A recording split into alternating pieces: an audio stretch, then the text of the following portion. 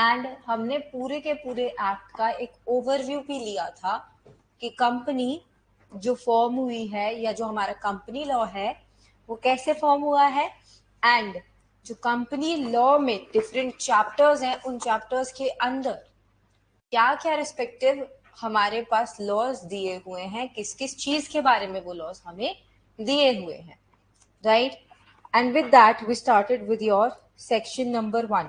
Section number 1 में मैंने आपको बताया था it applies to whole of India. Second thing मैंने आपको बताई थी कि जो सेक्शन नंबर 1 है वो एक बार में मतलब सेक्शन नंबर 1 तो एप्लीकेबल हो गया था, ठीक है, the day it was notified in the official gazette section number 1 आ गया था। बट जो पूरा का पूरा एक्ट है वो एक बार में नहीं एप्लीकेबल हुआ है, ये पार्ट्स में एप्लीकेबल हुआ है। आपका पूरा का पूरा जो एक्ट है ये एक बार में नहीं आया था, ये पार्ट्स में आया था, right.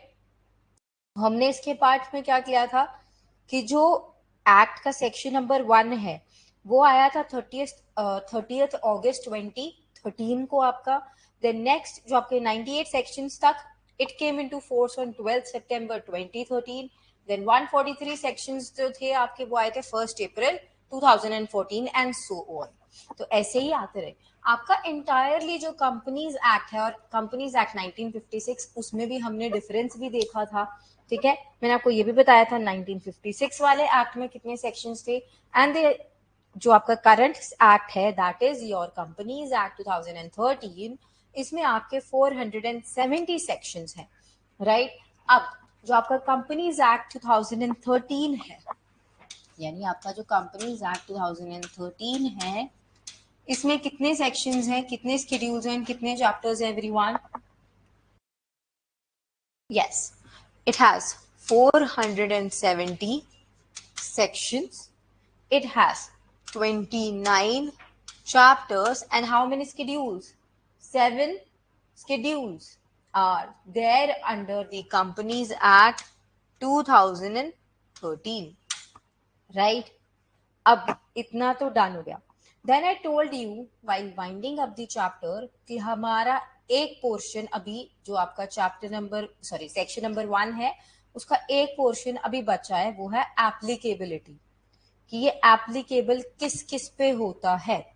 So if you will open your section number 1 you will get to know कि कंपनी एक्ट एप्लीकेबल किस किस पे होता है। तो पहली चीज तो आपका जो कंपनीज एक्ट है, it is applicable to all the companies which are formed under this act और any other previous company law. अब ऐसा भी तो हो सकता है ना कि कुछ कंपनीज जो इस एक्ट में नहीं फॉर्म हुई हैं, इससे पहले ही फॉर्म हो चुकी हैं, ठीक है। We have Reliance, we have Tata, we have so many other companies जो सिंस एजेस भी काम कर रही हैं, तो वो कंपनीज एक्ट 2013 में तो इनकॉर्पोरेट नहीं हुई है। तो अगर हमने जो जिस भी एक्ट में लेट्स सपोज से वो 1956 वाले एक्ट में आपकी क्या हुई थी, इनकॉर्पोरेट हुई थी, ठीक है। देन वो जो 1956 वाला जो आपका एक्ट है वो तो अब रिपील हो गया है।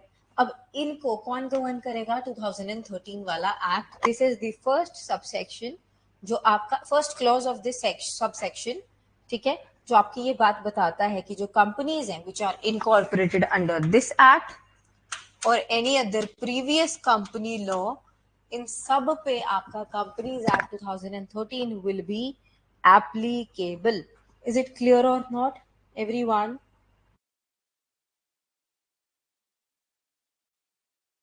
Okay students, so पहली बात इसने क्या बोली कि it is applicable to all the companies which are incorporated under Companies Act.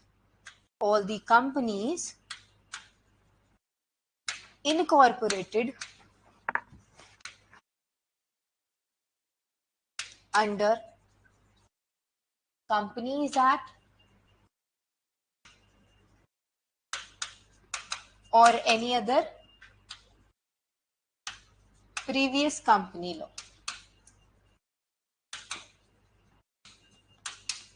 ठीक है, under this act, basically companies act 2013, यहाँ पे दिस एक्ट दिया हुआ है इसकी जगह पे, ठीक है। यानी इस एक्ट में जो कंपनी बनी है या इससे पहले जो कंपनी बन चुकी है उन सब पे ये एप्लीकेबल होगा। दूसरा ये किस पे लगेगा, इंश्योरेंस कंपनीज पे भी, इंश्योरेंस कंपनीज।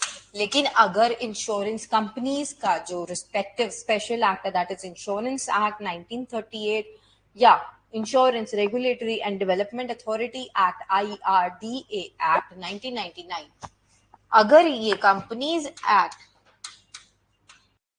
2013 इनकंसिस्टेंट हो जाए IRDA या इंश्योरेंस एक्ट के साथ, तो these act are the ones who will prevail. यानी इंश्योरेंस कंपनीज पे लगेगा तो सही, लेकिन जो इनके लिए स्पेशल एक्ट्स है, जो इनके रिस्पेक्टिव एक्ट्स है, उसके इनकंसिस्टेंट नहीं जा सकता है कंपनीज एक्ट 2013। यानी आपको इनकंसिस्टेंसी नहीं दिखानी है। यस, इंश्योरेंस कंपनीज पे लगेगा, लेकिन कब तक, जब तक आपके IRDA या इंश्योरेंस एक्ट के इनकंसिस्टेंट ना हो जाए आपका कंपनीज एक्ट। देन किन पे लगेगा, बैंकिंग कंपनीज पे। C point third one, it is mentioning that it applies to banking companies as well until unless ये इसके जो स्पेशल एक्ट्स है, रिस्पेक्टिव एक्ट्स हैं, उनके साथ इनकंसिस्टेंट ना हो जाए, that is banking regulation act 1949। यानी जब तक आपके जो रिस्पेक्टिव स्पेशल एक्ट्स दिए हुए हैं इन particular different types of companies के लिए, उनके इनकंसिस्टेंट ना जाए कंपनीज एक्ट, तब तक ये उन पे लगता रहेगा। इन रिस्पेक्टिवली आगे आने वाली सारी कंपनीज के लिए भी यही बात है। और कौन सी कंपनी पे लगता है, company which are engaged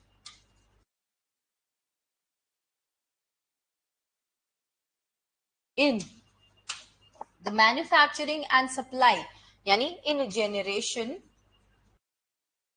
and supply of electricity, यानी जो आपकी इलेक्ट्रिसिटी बनाती हैं एंड सप्लाई करती हैं companies electricity. there's something happening, I don't know.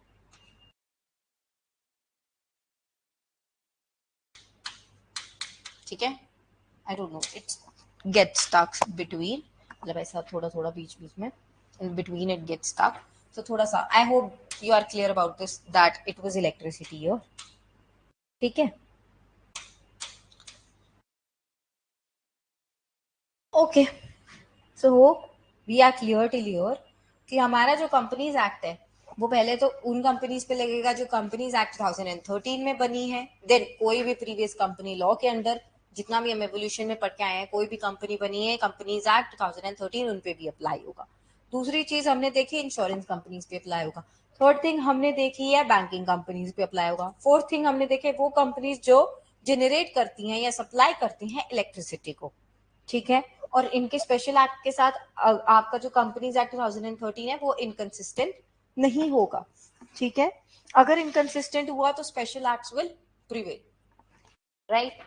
अब इसके बाद any other company governed by any act और any special act for time being in force, यानी अब किसी कंपनी को गवर्न करने के लिए, और बाकी सभी कंपनीज पे भी ये लगेगा, लेकिन उनको गवर्न करने के लिए अगर कोई स्पेशल एक्ट दिया है तो वो अप्लाई होगा। अगर कंपनीज एक्ट उसके साथ इनकंसिस्टेंट होता है तो, नहीं होता है तो companies act can apply to any other special act also. Now am I making sense कि any other company, fifth one is any other company formed under any other special act, यानी चार आपको स्पेसिफिकली मेंशन करके दिए हैं और last में बोल दिया कि कोई और कंपनी जो किसी और स्पेशल एक्ट के अंदर बनी हो और आपका जो कंपनीज एक्ट है उसके साथ इनकंसिस्टेंट नहीं होना चाहिए। Then such body corporate incorporated by any act for the time being in force, as the central government may by notification specify in this behalf, that what does the central government specify is that subject to such exceptions, modifications or adaptations as may be specified in the notification। अब again कोई भी ऐसी companies पे भी लगेगा, ठीक है, या कोई भी ऐसी चीज जो बॉडी कॉर्पोरेट के फॉर्म में है, now what is body corporate, जिसका कंपनी लाइक स्ट्रक्चर है, ठीक है। अब इसके हम फीचर्स देखेंगे, then you will get to know what is a body corporate, right. तो क्या है, बॉडी कॉर्पोरेट है, कोई और बॉडी कॉर्पोरेट पे लगेगा, बस जब तक उसको जो गवर्नमेंट है खुद स्पेसिफाई ना कर दे कि उसमें कुछ मॉडिफिकेशंस करनी है, कुछ अडैप्शंस करनी है, कुछ एक्सेप्शंस रखनी है, और वो सारा कुछ गवर्नमेंट कैसे नोटिफाई करती है, through notification,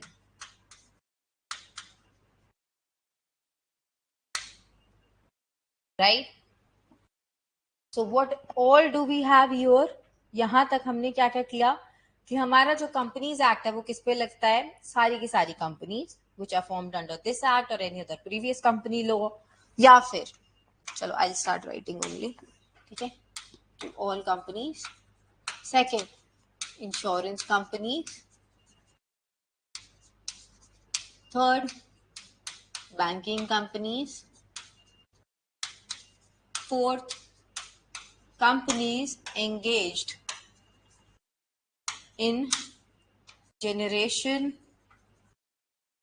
and supply of what? Of electricity.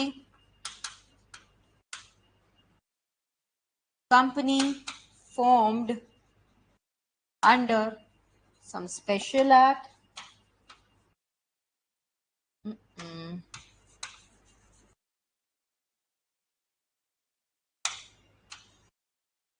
Special act.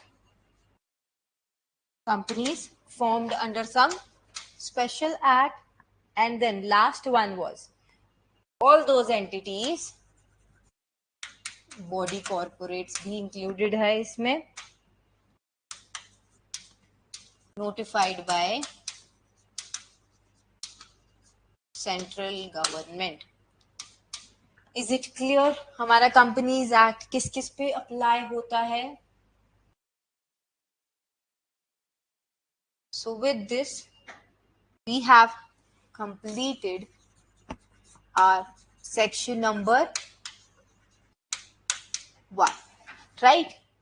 अब जो आपका सेक्शन नंबर 2 है, व्हाट इज इट ऑलवेज, मतलब not always but majority of the times a definitional clause or other name is interpretation clause, right। क्या होता है ये, definitional clause होता है या इंटरप्रिटेशन क्लॉज होता है। अब जब आप अपना बेयर एक्ट खोलोगे, इसमें इतनी सारी डेफिनेशंस गिवन है कि you will be overwhelmed by those, ठीक है।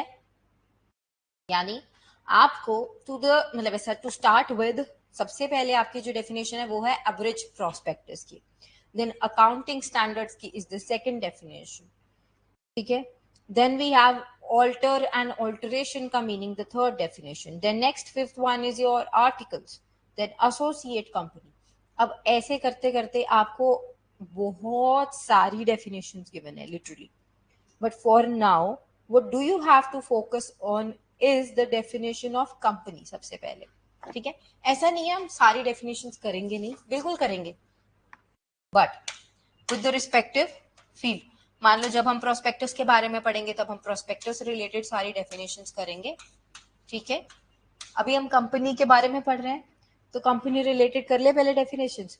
अच्छा, सबसे पहली चीज यहाँ पर जो सेक्शन नंबर 2 क्लॉज 20 है आपका कंपनीज एक्ट 2013 का, सेक्शन 2 सब सेक्शन 20 किस बारे में बात करता है, कंपनी की डेफिनेशन के बारे में। This is one of the most important definition of your company law. क्यों? क्योंकि कंपनी लॉ में जो वर्ड कंपनी है वो कहाँ डिफाइंड है, 220 में। क्या डिफाइंड है, company. Okay, now let us read it. Company defined कैसे है? Company means a company incorporated under this act और under any previous company law. क्या बोला? Company means a company incorporated under this act or any previous company law। यानी company की बहुत ही simple, बहुत ही easy definition in लोगों ने हमारे पास दी है। क्या है?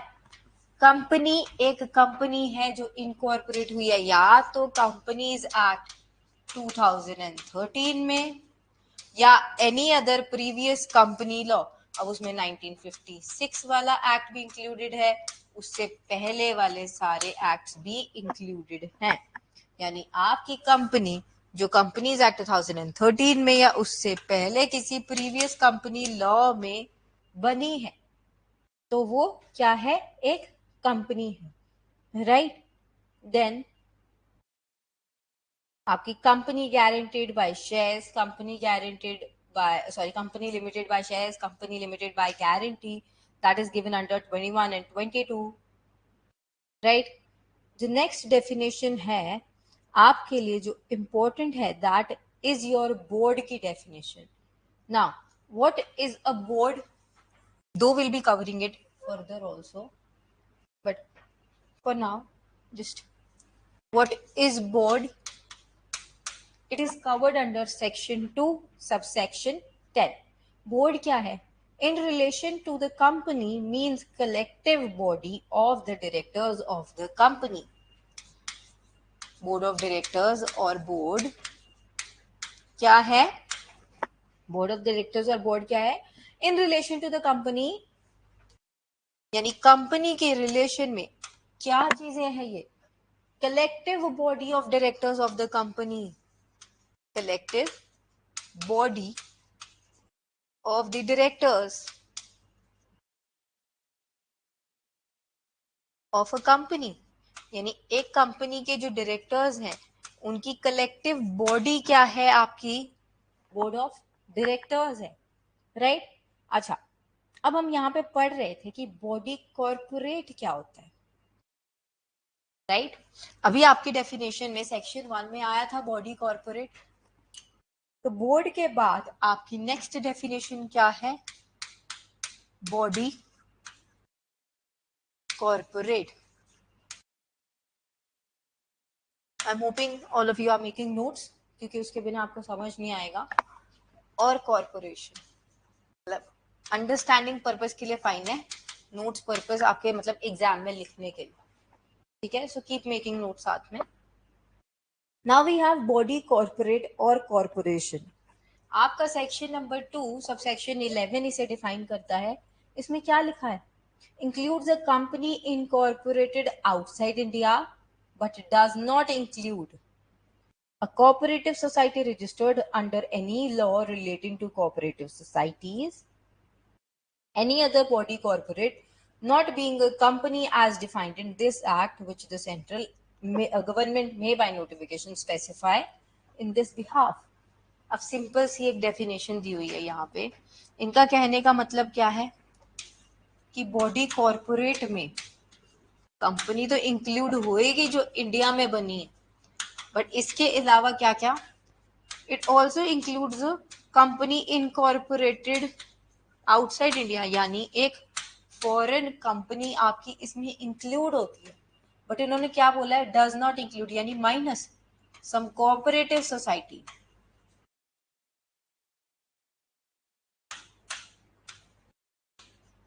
सम कोऑपरेटिव सोसाइटी जो वहां बनी हो या किसी भी एक्ट के अंडर रजिस्टर हुई हो।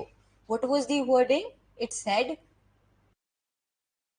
but does not include the cooperative society registered under any law relating to cooperative societies। यानी कोई भी लॉ जो कोऑपरेटिव सोसाइटीज के रिलेटेड है उसके अंडर जो एक कोऑपरेटिव सोसाइटी रजिस्टर्ड होती है वो कोऑपरेटिव सोसाइटी यहां से माइनस कर देना। And any other body also which is not being a company as defined in this act। यानी दूसरी चीज क्या कर दो? Other body which is not a company as defined in this act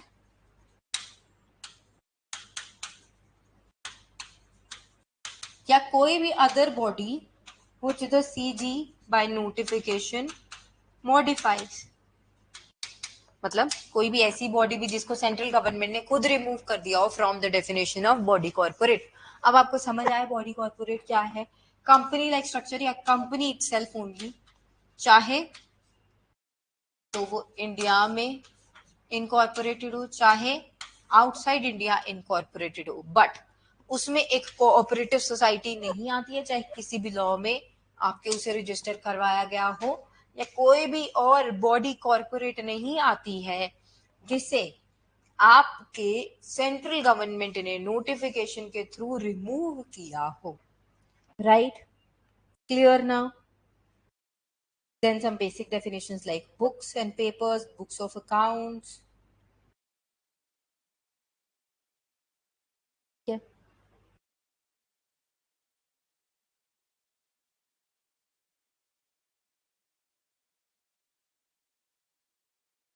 अच्छा, when does your financial year starts? यहाँ पे financial year तक की डेफिनेशन भी है सेक्शन 2 सबसेक्शन 41 में। फाइनेंशियल ईयर कब स्टार्ट होता है? 1 अप्रैल टू 31 मार्च आपका ये फाइनेंशियल ईयर चलता है। राइट, अच्छा, अब हमारे पास एक और डेफिनेशन है which is again an important definition, right? That is the definition given under section 2 subsection 51। ये है KMP की डेफिनेशन। क्या होता है ये? की मैनेजेरियल पर्सोनल। कौन होते हैं की मैनेजेरियल पर्सोनल? ये डेफिनेशन हमें खुद दी है कंपनीज एक्ट 2013 के सेक्शन नंबर 2 सबसेक्शन 51 में।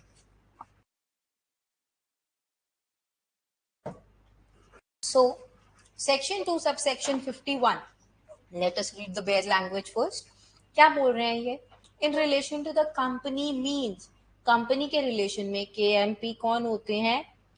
The first point says the chief executive officer और द मैनेजिंग डायरेक्टर और द मैनेजर, यानी एक CEO, मैनेजिंग डायरेक्टर यानी MD या मैनेजर। दूसरा, the company secretary, yes, the company secretary is a key managerial personnel। Then the third is whole-time director।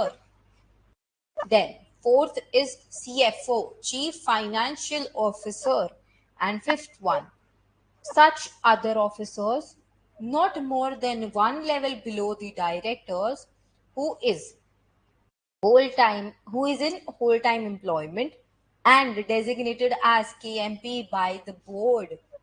यानी कोई भी ऐसा ऑफिसर जो डायरेक्टर से एक लेवल बिलो से ज्यादा बिलो नहीं जाना चाहिए, not more than one level below, यानी डायरेक्टर के सीधा नीचे, जो होल टाइम एम्प्लॉयमेंट में हो और जिसको KMP डेजिग्नेट किया गया हो by the board itself, shall be the KMP। Then such other officer as may be prescribe, जिसे भी मतलब और भी ऐसा कोई ऑफिसर जिसे बाद में प्रिस्क्राइब कर दिया जाए एज KMP, वो भी KMP के डेफिनेशन में आएगा। सो अभी के लिए हमारे पास कौन कौन है?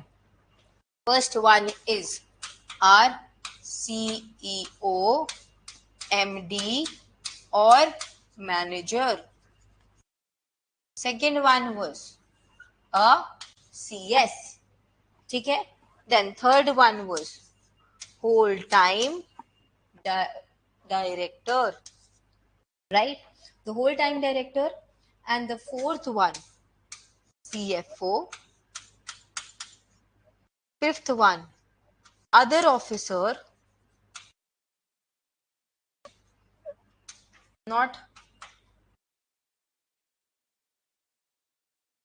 more than one rank below the directors plus in full time employment। Full time employment में होना चाहिए, प्लस डायरेक्टर से एक रैंक ज्यादा छोटा नहीं होना चाहिए, प्लस वेस्टेड और appointed by the board itself.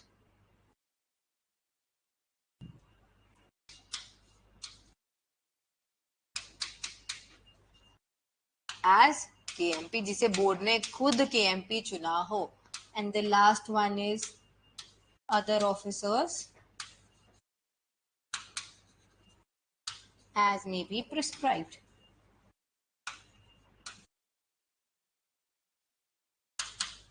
Right? So these are your KMPs, key managerial personas in the definition. But हाँ, अभी तक कोई भी ऐसा जो ये अदर ऑफिसर वाली डेफिनेशन है ना, ये दी तो ये, बट ऐसा कोई पर्सन अभी तक प्रिस्क्राइब किया नहीं गया है जो आपका अदर ऑफिसर्स की ये मतलब 6 पॉइंट में फॉल इन करे. राइट?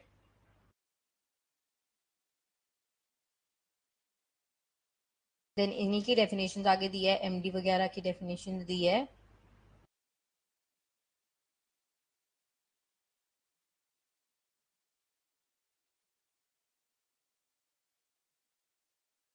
ओके, नेक्स्ट लिख लो. अच्छा, प्रमोटर की डेफिनेशन मतलब ऐसे सुन लो मुझसे. Will do it while incorporation of the company again. Promoter कौन होता है? वो पर्सन जिसका नाम प्रोस्पेक्टस में लिखा है, जो कंपनी के अफेयर्स को क्या करता है, हैंडल करता है, एडवाइस करता है, डायरेक्टर मतलब डायरेक्शंस देता है, इंस्ट्रक्शंस देता है डायरेक्टर्स को कि कैसे आपको काम करना चाहिए. Right? This is how it does the work.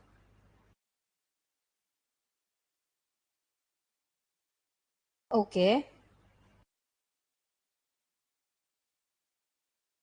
तो these are some most important definition जो आपको कंपनी लॉ स्टार्ट करते टाइम पता होनी चाहिए. And rest of the definitions will keep on doing with the respective sections. Right? अब हमने सबसे पहले एक डेफिनेशन देखी थी यहाँ पर, वो थी सेक्शन 2 सबसेक्शन 20 में. किसकी डेफिनेशन थी वो? कंपनी की. यस, ठीक है. यहाँ क्या बोला? Company means a company incorporated under this act or previous company law. ठीक है, कंपनी क्या है? कंपनी है which is incorporated under this act or any other previous company law. ये तो हो गई हमारी कंपनीज एक्ट की डेफिनेशन. राइट? अब हम एक जूरिस्ट हैं जिनका नाम है प्रोफेसर हेनी. उनकी डेफिनेशन भी चेक कर ले. अब ये तो बहुत ही सिंपल डेफिनेशन होगी ना, हमारी कंपनी एक्ट ने जो दे दी है. तो एक मतलब ऐसा जो वेल डिस्क्राइब्ड डेफिनेशन है वो भी देखें. Yes, the companies act gives a described definition, but इतना ज्यादा डिटेल में नहीं है. सो देयर दिस प्रोफेसर हेनी जो इन्हें और डिटेल में देते हैं. नाउ, हाउ डज प्रोफेसर हेनी defines company? He says a company is an incorporated association. ये क्या है? एक incorporated association है. Then which is an artificial person. ये एक artificial person भी है.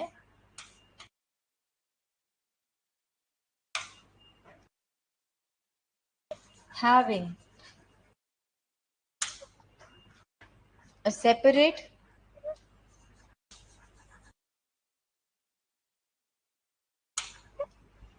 entity, जिनकी अपनी एक सेपरेट एंटिटी भी है. Just give me a minute.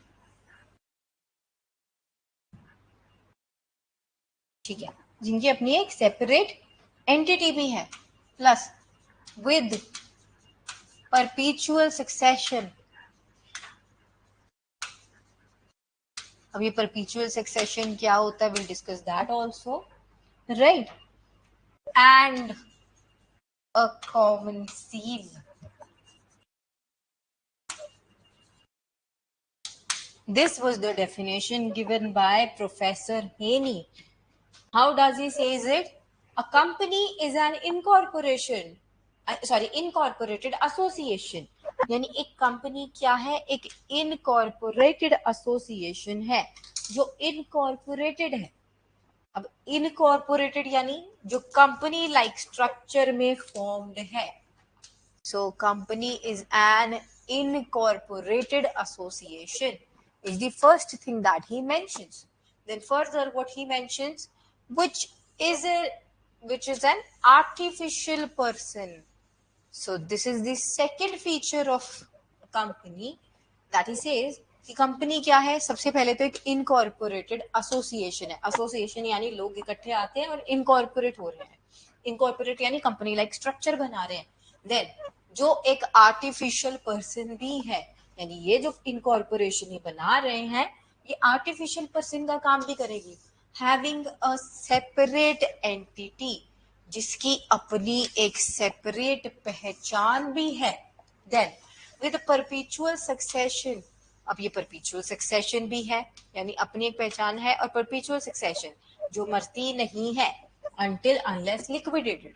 Then last one, it has a common seal also, यानी कंपनी के पास कॉमन सील भी हो सकती है. ठीक है, अब कॉमन सील क्या होती है? जो कंपनी है उसके स्टैंपिंग या सिग्नेचर्स को हम क्या बोलते हैं? वो क्या है? कॉमन सील है. राइट. सो अब हमें यहाँ देखने को मिले, अगर प्रोफेसर हेनी ने एक ऐसी डेफिनेशन दी है जिसमें कंपनी के फीचर्स कवर्ड हैं. राइट. कंपनी की डेफिनेशन हमने देखी सेक्शन 2 सबसेक्शन 20 में भी गिवन थी, और फिर हमने देखा कि प्रोफेसर हेनी की डेफिनेशन भी चेक करते हैं. अब जो प्रोफेसर हेनी ने डेफिनेशन दिया, हमने उसमें एक चीज नोटिस करी कि जो डेफिनेशन प्रोफेसर हेनी ने हमें दी है उसमें कंपनी के काफी फीचर्स या कैरेक्टरिस्टिक्स कवर्ड है. So with this we'll start with the next topic, that is your characteristics of company. I'm hoping आपको ये डेफिनेशन अच्छे से समझ आ गई होगी. इस डेफिनेशन में as such डिफिकल्ट कुछ भी नहीं था, एंड इस डेफिनेशन को अगर समझ के करोगे तो ये डेफिनेशन भी लर्न हो जाएगी इजीली. रट्टा मारने की कोशिश मत करना, इजीली इजी वे में समझो बस इसे. Right. So with this we are coming to the next topic, that is your features of a company, यानी कंपनी के फीचर्स क्या है.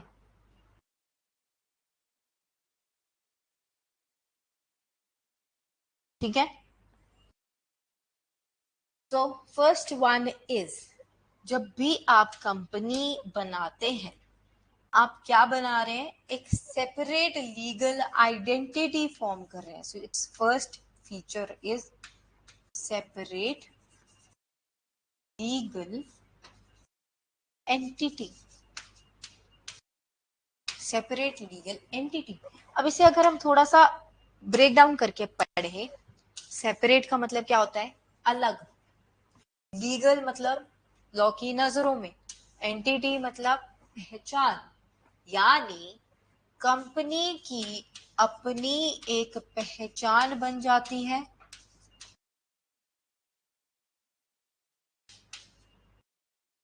किसमें? लॉ की नजरों में. राइट. कि कंपनी की अपनी एक पहचान बन जाती है लॉ की नजरों में. So it becomes a separate identity. Separate identity from whom? From its members. तो कंपनी की खुद की एक पहचान बन जाती है आफ्टर इट्स इनकॉर्पोरेशन. किसकी नजरों में? उसके मतलब लॉ की नजरों में. और किससे अलग पहचान बनती है? उसके मेंबर्स से अलग पहचान बन जाती है. ठीक है. तो कंपनी की जब एक अलग पहचान बन जाती है तो इसके पास क्या आ जाते हैं? कुछ राइट्स आ जाते हैं. यानी ये लॉ की नजरों में एक पहचान रख रही है तो इसके पास कुछ राइट्स आ जाते हैं कि जैसे ये अपना नेम यूज कर सकती है केस फाइल करने के लिए, केस फाइल करवाने के लिए. अपने नाम पे बैंक अकाउंट खोल सकती है. अपने नाम पे कॉन्ट्रैक्ट्स कर सकती है. अपने नाम पे एसेट्स बाय कर सकती है और अपने नाम से ही एसेट्स को सेल भी कर सकती है, अपने नाम पे प्रॉपर्टीज रख सकती है, etcetera, right? So this was your first feature that is talking about separate legal entity. I'm hoping the first feature is clear, everyone. Right? Then we have the next feature which talks about perpetual succession. Perpetual succession. Okay. Now I told you I'll be talking about this, don't worry.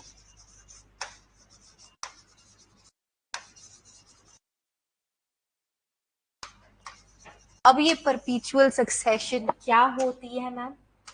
I told you कि जो company है वो चलती रहती है, company never dies until liquidated. देखो, members में die, obviously human life is certain, ऐसा कि वी नो कि we are going to die, ठीक है? अब time is not certain, but this is certain ना that humans are going to die, ठीक है? But company never dies, and this feature is called perpetual succession. So members may come and go, but the company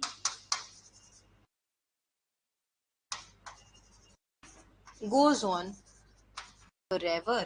अब members आते रहे जाते रहे, company पे कोई असर नहीं होता है, कंपनी के एग्जिस्टेंस पे कोई असर नहीं होता है, कोई भी नहीं, बस until it is liquidated, until liquidated. जब आप इसे खुद लिक्विडेट करोगे तो हाँ कंपनी बंद करोगे तो हाँ कंपनी बंद होगी, बट मेंबर्स के आने से जाने से कंपनी पे कोई असर नहीं पड़ता. यानी मेंबर्स की डेथ हो जाए, इंसैनिटी हो जाए, मेंबर्स माइनर हैं, इंसेन है, डेथ हो या बैंकरप्ट हो जाए, बेसिकली इंसॉल्वेंट हो जाए, इंसॉल्वेंट एक्सेट्रा, कुछ भी ऐसा, तो मेंबर्स के आने से चले जाने से कंपनी की एग्जिस्टेंस पे कोई फर्क नहीं पड़ता है, कंपनी चलती रहती है. बट हाँ, कंपनी के जो नंबर ऑफ मेंबर्स हैं जितने उसे मेंटेन करने पड़ेंगे, जैसे कि प्राइवेट कंपनी में मिनिमम 2 मेंबर्स का होना जरूरी है, पब्लिक कंपनी में मिनिमम 7 मेंबर्स का होना जरूरी है. तो ये मिनिमम लिमिट आपको मेंटेन करनी पड़ेगी obviously, otherwise your company will be will be sent to the liquidation, ठीक है? It will be sent for winding up for not following the minimum criteria or not following the law itself, क्योंकि law ही यही बोल रहा है ना कि आपको मिनिमम नंबर ऑफ मेंबर्स रखने ही रखने हैं. So you are not even following the law, so for that reason the company can be wound up and or the company can be liquidated, right? So with this we are coming to the next feature, that is limited liability.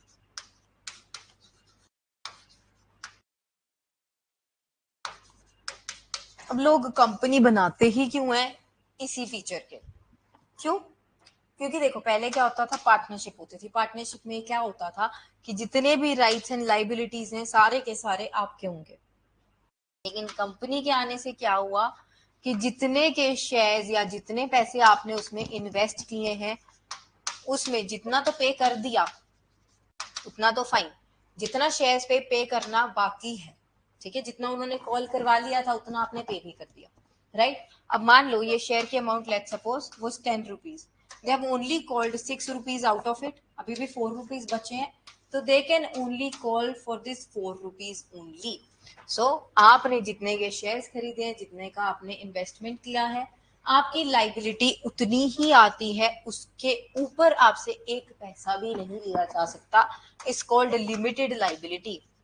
यानी आपकी liability पे limit लग जाती है ना कि जितना मैंने इन्वेस्ट किया उतनी मेरी लाइबिलिटी, जितना मैंने इन्वेस्ट करना चाहता हूँ, जितना मैं लाइबिलिटी अंडरटेक करना चाहता उतनी ही मेरी लाइबिलिटी होगी, उसके ऊपर मेरी लाइबिलिटी नहीं होगी.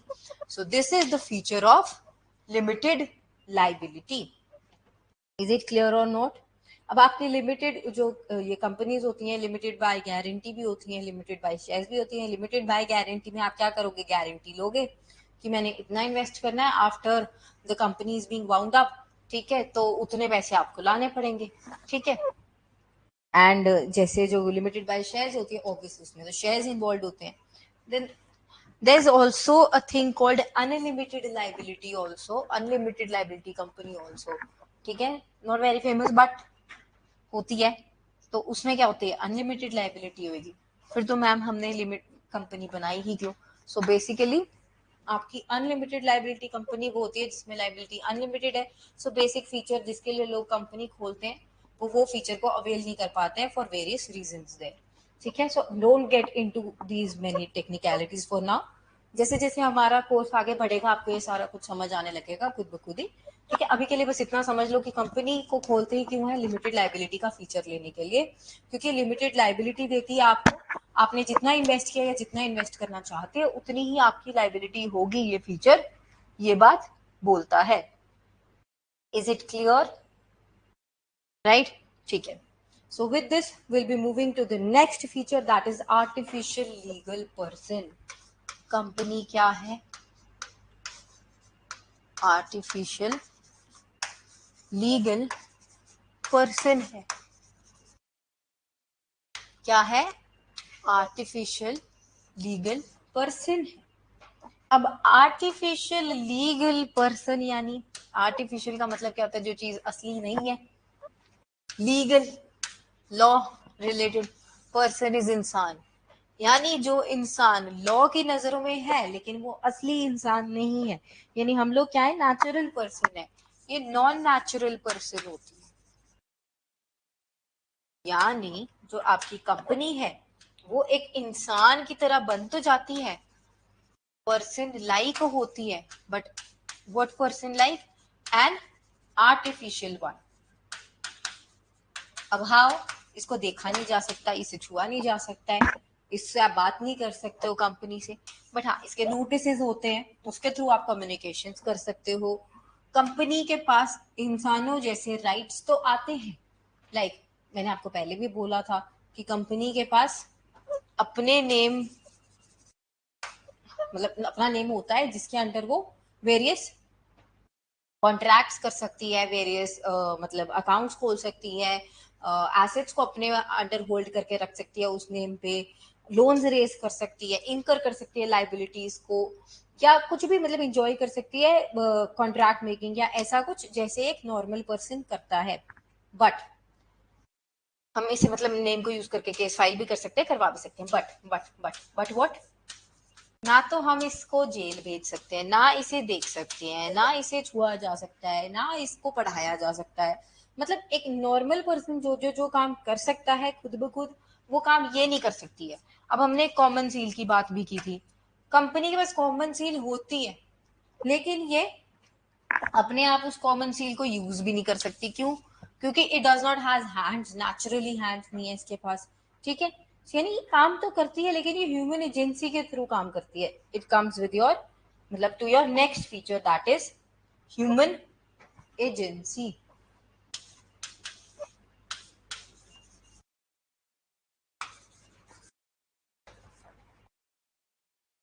अब जो आपकी कंपनी है ना, वो काम कैसे करती है, ह्यूमन एजेंसी के थ्रू। ह्यूमन एजेंसी यानी humans act as the agents of the company. तो कंपनी के बिहाफ में ह्यूमन जो है वो काम करते हैं। हमारे कॉन्ट्रैक्ट में भी एंटर हो रही है कंपनी, तो उसके लिए कॉन्ट्रैक्ट ड्राफ्टिंग भी चाहिए, कॉन्ट्रैक्ट में कॉमन सील को अटेस्ट करना पड़ेगा, कॉन्ट्रैक्ट को लेके जाना पड़ेगा, लेके आना पड़ेगा। Postman is a person, the person who are entering into contracts, मतलब हेल्प कर रहे हैं कंपनी के नाम पे कॉन्ट्रैक्ट में एंटर करने के लिए, वो भी क्या है, पर्सन है। तो बेसिकली जो आपकी कंपनी होती है ये एक्ट कैसे करती है, through human agency, right. So is this feature clear, I don't know what has happened.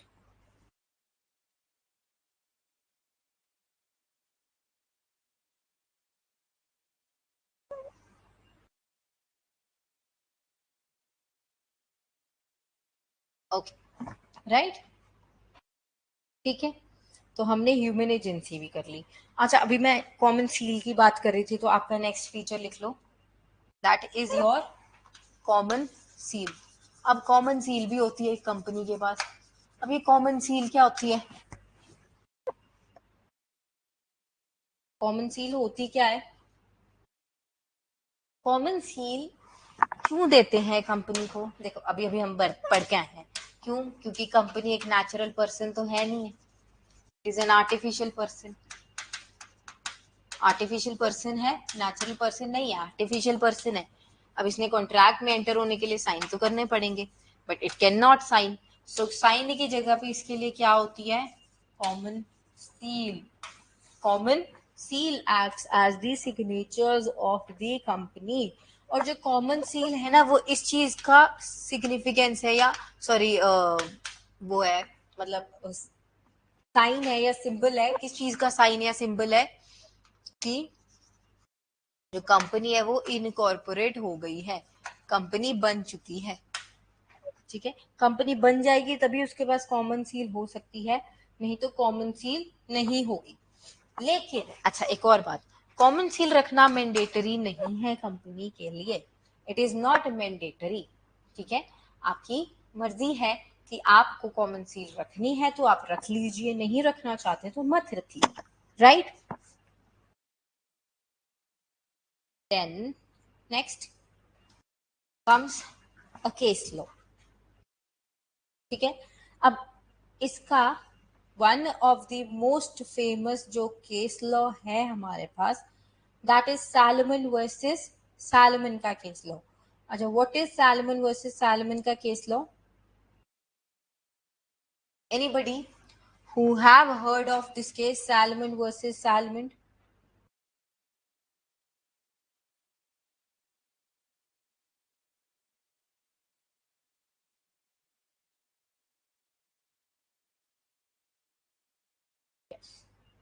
ठीक है,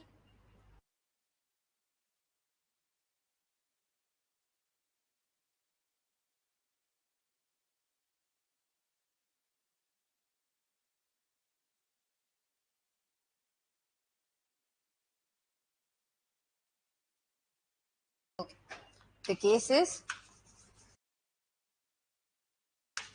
Salomon versus Salomon and Company Limited.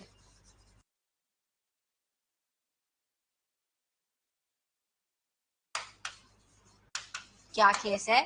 Salmon and salmon company limited. ये केस किस बारे में है? एक पर्सन था सैलमन नेम का, उसके पास एक कंपनी थी बूट मैन्युफैक्चरिंग की, राइट? जिसके 7 मेंबर्स कौन थे? सैलमन खुद, उसकी वाइफ, उसके 4 सन्स एंड 1 डॉटर। यानी ये क्या हुआ? 4 5 6 7। ठीक है, एक कंपनी थी, पब्लिक कंपनी है, लिमिटेड से पता लग रहा है। ठीक है, अगर यहाँ पे प्राइवेट लिमिटेड लिखा होता तो पब्लिक कंपनी होती है, अब लिमिटेड लिखा है तो it's a sorry private company होती, प्राइवेट लिमिटेड लिखा होता था, अब it is only limited, so it's a public company. Again, कितने मेंबर्स थे? 7 मेंबर्स थे। बाकी सबको एक एक एक शेयर देके सैलमन ने बाकी शेयर्स अपने नाम पे लिए, जो थे 20,000 के अराउंड शेयर्स। ठीक है, एंड इसने लिए 10,000 डिबेंचर्स, 10,000 की डिबेंचर्स, एंड बाकी इसने कैश में लेके सेटलमेंट कर ली थी, मतलब अपने नेम पे जो भी किया। ठीक है, तो इसने क्या बना ली? कंपनी बना ली, ऐसा शेयर होल्डिंग रख के।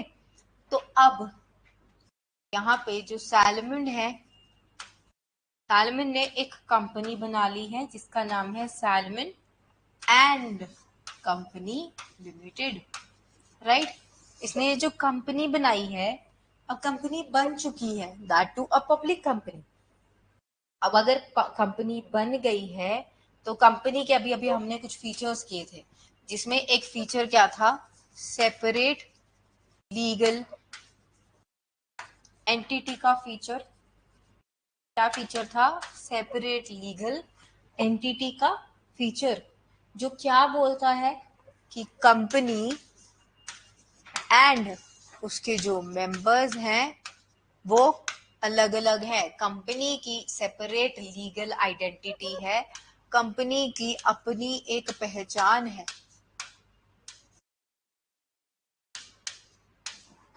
ये पढ़ा हमने, ठीक है। अब इस चीज से हम क्या मानते हैं कि कंपनी और सैलमन अलग अलग, ओके। अब क्या होता है इस केस में आगे,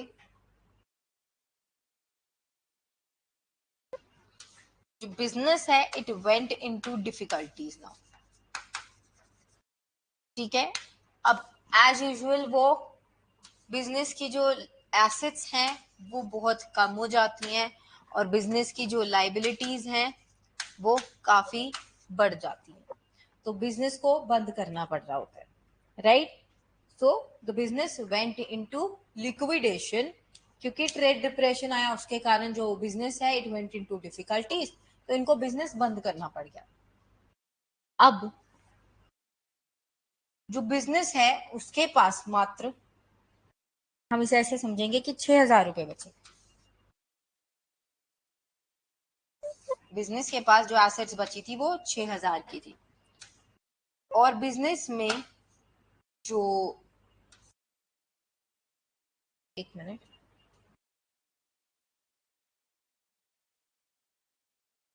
क्रेडिटर्स थे, उसमें से जो डिबेंचर्स थे वो थे 10,000 के, जो होल्ड किए हुए थे सैलमन ने, एंड बाकी थे अनसिक्योर्ड क्रेडिटर्स जिनकी अमाउंट थी 7,000।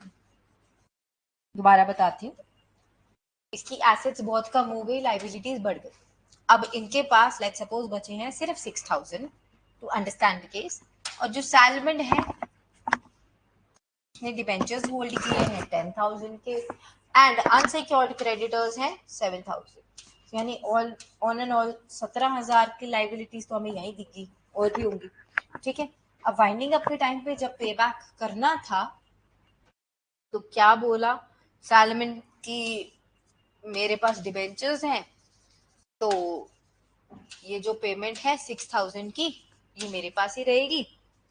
अब क्या होता है, जो अनसिक्योर्ड क्रेडिटर्स हैं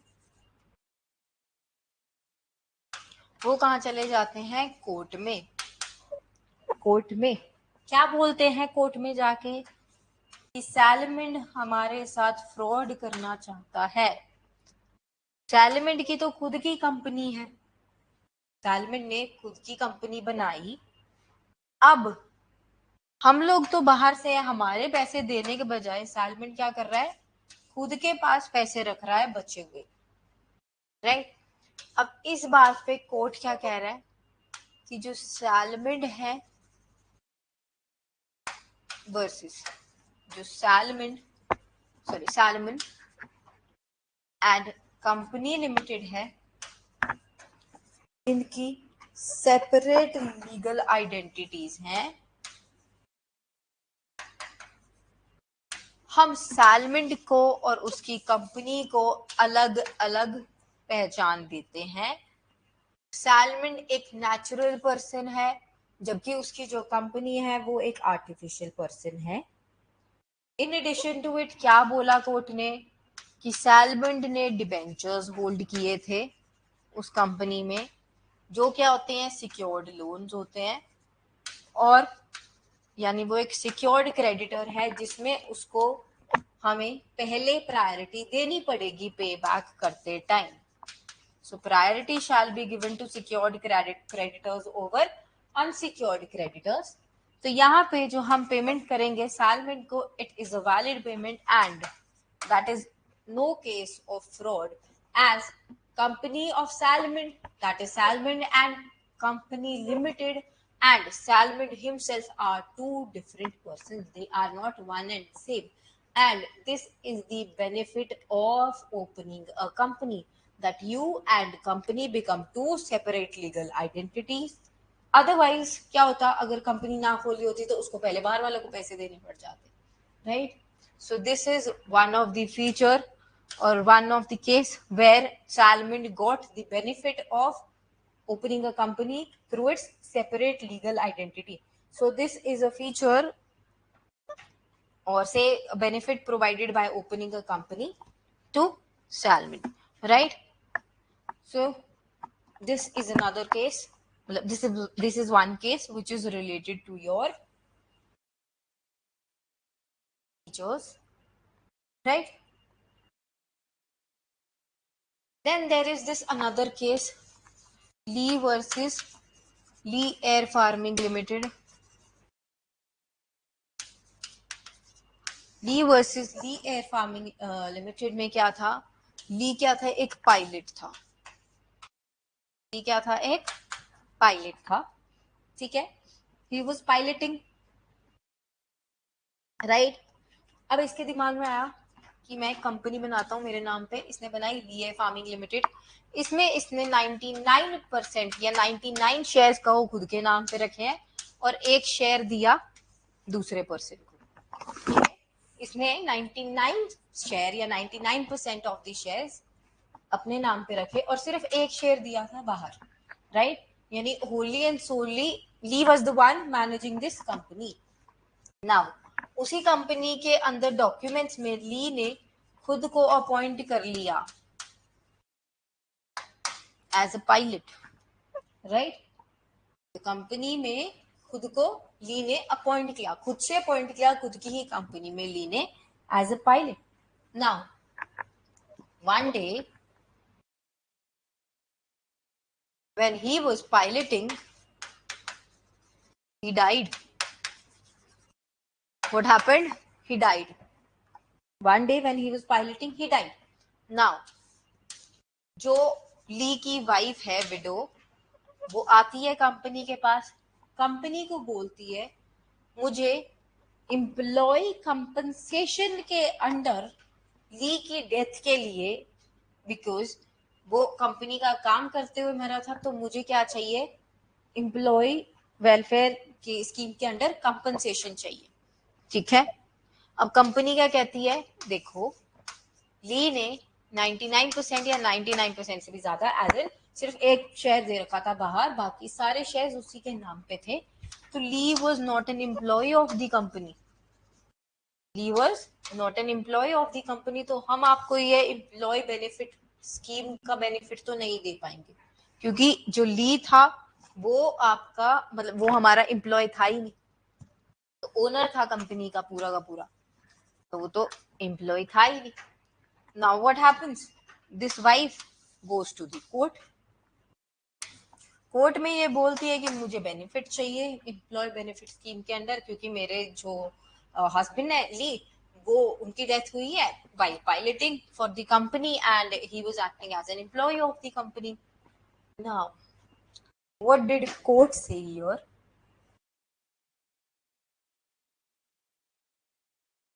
No matter what, even if he owned 99% shares or even whole of the shares, but he was appointed by a separate legal identity, even if he himself did so, because हमारी company works only through human agents, तो किसी ना किसी को तो appoint करना ही पड़ेगा।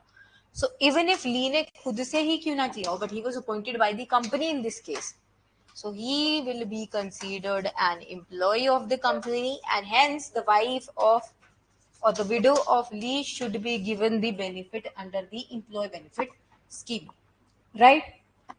So this is another case where the benefit was given, right? Is this clear till here, everyone?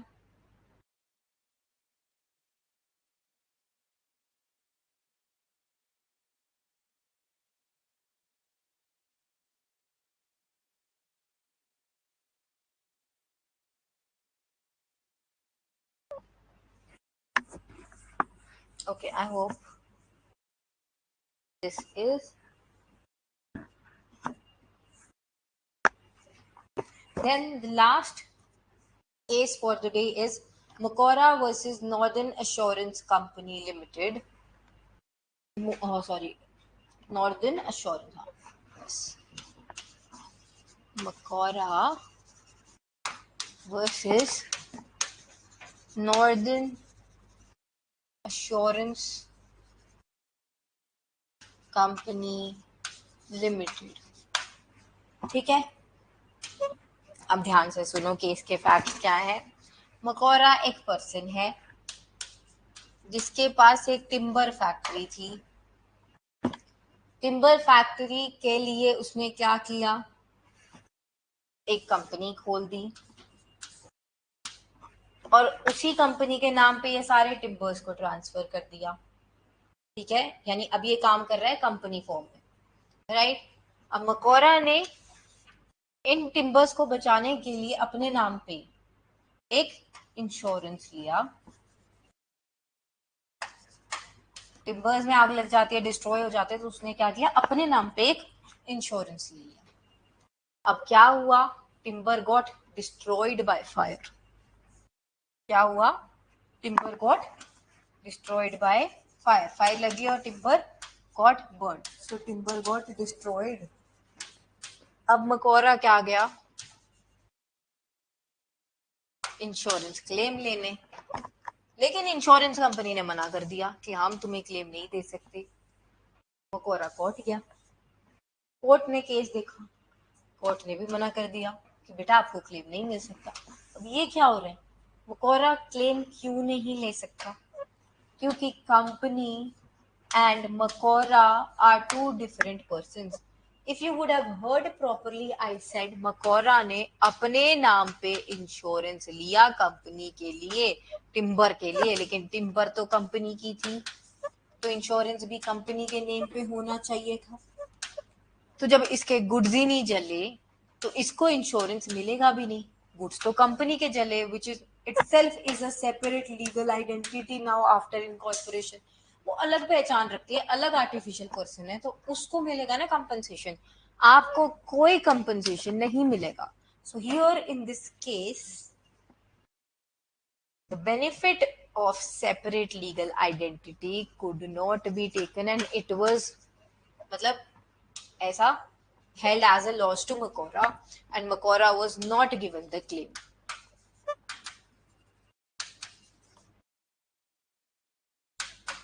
Right? Now any questions till here? Okay. So I hope everything is clear for the session.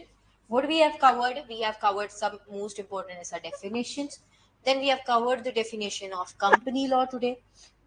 Company today. Then that is under section 2 subsection 20. Then what we did Professor Henny's definition, right? And after that we started the features of the company. After the features we discussed some case laws related to the company and its features, right? We have seen two cases where the benefit was given of holding a separate legal identity and holding a corporate structure of your business, and then another case where the benefit was not given and he had to face losses because of this corporate structure only, right? So I hope everything is clear till here, and that is it for the session.